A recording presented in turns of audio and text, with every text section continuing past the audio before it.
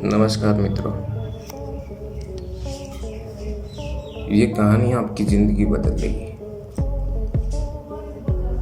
तो बिना समय गवाए शुरू करते हैं। ये कहानी है द मार्शियन, मार्स की कहानी है। लेकिन मार्क भी आसानी से हार मानने वाले नहीं थे। वो दोबारा कोशिश करते हैं कि इस बार बड़ी सावधानी से ऑब्जर्व करके सारी कैलकुलेशन करके वो पानी बना लेते हैं। फिर कुछ ही दिनों बाद मार्स की धरती पर पहला पौधा उगता है, जिसे देखकर मार्क की खुशी का ठिकाना नहीं रहता। जहाँ एक और मार्क मार्स पर सर्वाइव करने की कोशिश करते नजर आते हैं, वहीं दूसरी तरफ धरती पर नासा मार्क की डेथ अनाउंस कर चुका होता है। यहाँ तक कि मार्क को एक ऑफिशियल फ्यूनरल भी दे दिया गया है। लेकिन अगले ही दिन उनके ऑपरेटर सैटेलाइट इमेज से पता चलता है कि उनकी इक्विपमेंट मार्स से सरफेस पर एक जगह से दूसरी जगह पहुंच चुके हैं। ये वही इक्विपमेंट थे जो मार्क ने शिफ्ट किए थे। जब ये बात नासा के ऑपरेटर को पता चलती है तो वो अपनी टीम को इस बारे में इन्फॉर्म करती है। वो सब समझ जाते हैं कि मार्क मरे नहीं है बल्कि जिंदा है।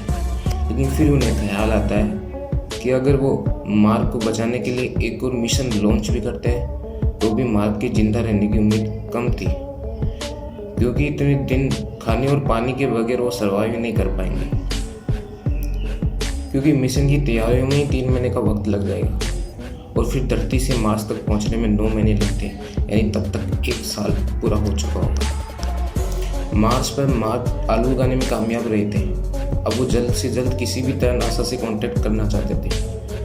मार्क को मार्स में घूमते घूमते एक जगह पर पाथफाइंडर मिलता है। इस पाथफाइंडर को बहुत साल पहले नासा से कनेक्ट टूट गया था। नासा की टीम जब मार्क की लोकेशन ट्रैक करती है तो उन्हें पता चलता है कि मार्क पाथफाइंडर तक पहुंच गया है। लेकिन दिक्कत ये थी कि पाथफाइंडर का सिस्टम काफ़ी पुराना था, जिसके जरिए सिर्फ इमेज भेजी जा सकती थी। मार्क पाथफाइंडर को ठीक करने में जुट जाते हैं कि तभी पाथफाइंडर धरती की तरफ पॉइंट करता है। यानी अब मार्क भी समझ जाते हैं कि नासा को उनको जिंदा होने का पता चल गया है और इसलिए वो उन्हें सिग्नल भेज रहे थे। मार्क बड़े खुश थे, उनके जिंदा बचने की उम्मीद बढ़ गई थी।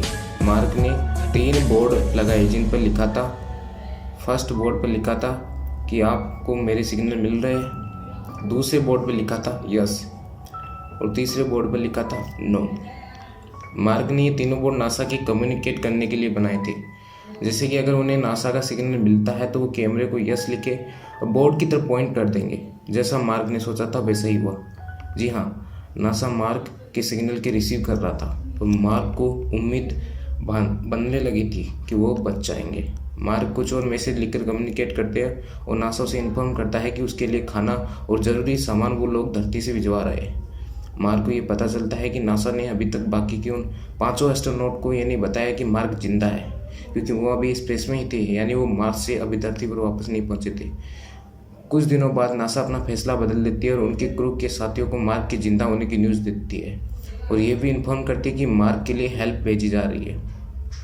सब कुछ ठीक चल रहा था कि अचानक एक दिन उस जगह पर एक बड़ा धमाका होता है जहाँ मार्क ने आलू उगाए थे। इस धमाके की वजह से सब कुछ तबाह हो जाता है। अब मार्क के दोबारा आलू उगाने का कोई तरीका नहीं बचता है। जब ये बात नासा को पता चलती है तो वो लोग मार्क को मैसेज देते हैं कि उसे अपनी डाइट और भी कम करनी होगी ताकि हेल्प पहुंचने तक वो किसी तरह जिंदा रह सके। नासा जल्द से जल्द लॉन्च की तैयारियों में जुट जाती है और मार्क के लिए खाना और ज़रूरी सामान स्पेस शिप में रखवा देती है। टाइम कम होने की वजह से वो लॉन्ग टेस्टिंग फेज छोड़ देती है, जिसकी वजह से स्पेसशिप लॉन्च होने के बाद ही कुछ देर में ब्लास्ट हो जाता है। मार्क को जब ये खबर मिलती है कि पूरी तरह निराश हो जाती है, वो अपने पेरेंट्स को अपने कमांडर लेविस के लिए मैसेज भेजते हैं और अपनी एक फ्रेंड को भी मैसेज भेजते हैं जिसमें वो लिखते हैं, मेरे माता पिता का ध्यान रखना और उनकी खोज खबर लेते रहना। अगर मैं मर गया तो उन्हें बताना कि हमने मार्स पर कैसे वक्त गुजारा था। मैं जानता हूँ कि किसी माता पिता को उनके बेटे की मौत की खबर देना दुनिया का सबसे मुश्किल काम है, पर यह काम तुम पर छोड़ रहा हूँ। मैं मरते दम तक हार नहीं मानूंगा, अंजाम जो भी हो मैं तैयार हूँ। दूसरा मैसेज उन्होंने अपने कमांडर लेविस के भेजा था जिसमें लिखा था, मैंने आपके साथ 2 साल ट्रेनिंग की है और आपको काफ़ी अच्छे से जानता हूँ, इसलिए मुझे पता है कि इस हादसे के लिए आप खुद को दोष दे रहे होगे, लेकिन मैं आपको बता दूँ कि इसमें आपका कोई कसूर नहीं है। हालात बेहद मुश्किल थे।